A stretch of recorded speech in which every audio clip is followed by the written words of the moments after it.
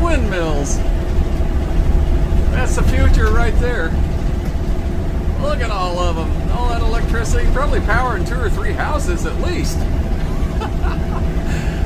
Green New Deal, baby. Let's go.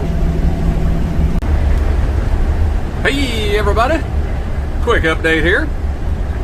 Guess where we are today?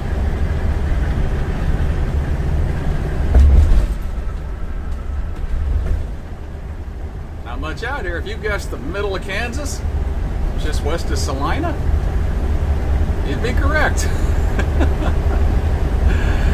Roads are finally getting better, so pretty good day to drive here. Not much wind, beautiful weather.